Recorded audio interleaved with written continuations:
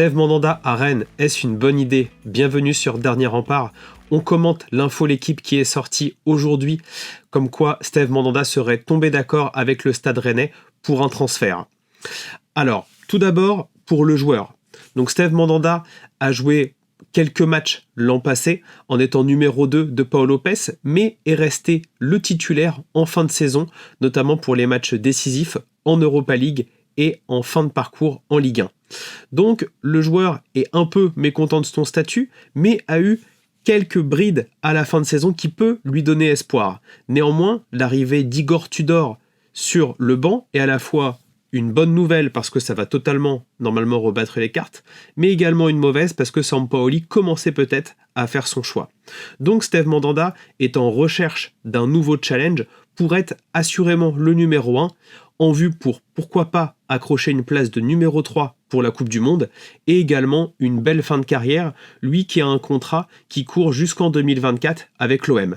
Il pourrait décrocher quelques années avec Rennes, pourquoi pas pousser jusqu'en 2025. Néanmoins, la surface financière de Rennes est normalement plus restreinte que celle de l'OM, donc à voir s'il aura également le même contrat, et notamment peut-être les garanties pour intégrer le staff par la suite, ce qui faisait aussi un peu partie du deal avec l'OM.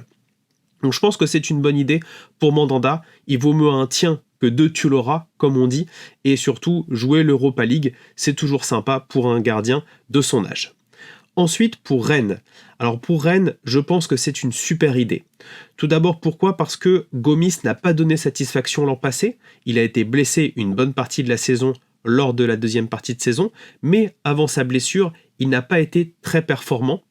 Et le jeune Alamdar a montré quelques bons matchs, mais reste néanmoins pas assez bon pour être considéré comme un gardien du top 4, top 3 de Ligue 1. Donc je pense que l'arrivée de Mandanda pousserait Gomis dehors. Il y a également Romain Salin qui est également en fin de carrière et donc pourrait être un peu le mentor de Alamdar. Steve Mandanda pourrait aider le jeune à arriver à maturité et pourquoi pas lâcher quelques matchs lors de la saison à venir. Ensuite pour l'OM, est-ce que c'est une bonne nouvelle? Pour moi, non. En effet, Steve Mandanda est un cadre du vestiaire, il est intégré à toute la région PACA, et donc Mandanda, c'est un peu le grand frère du vestiaire avec Dimitri Payet.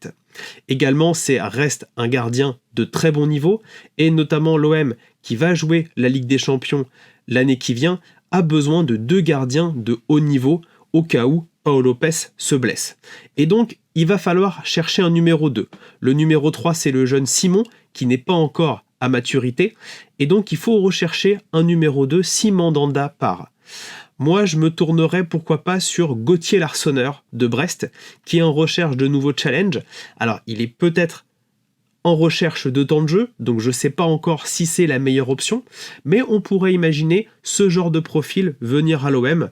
En tout cas, pas un numéro 1 bis, comme Steve Mandanda l'était par rapport à Pau Lopez. Plutôt un gardien de bon niveau qui pourrait faire l'intérim au cas où et avoir un vrai numéro 1 avec Pau Lopez.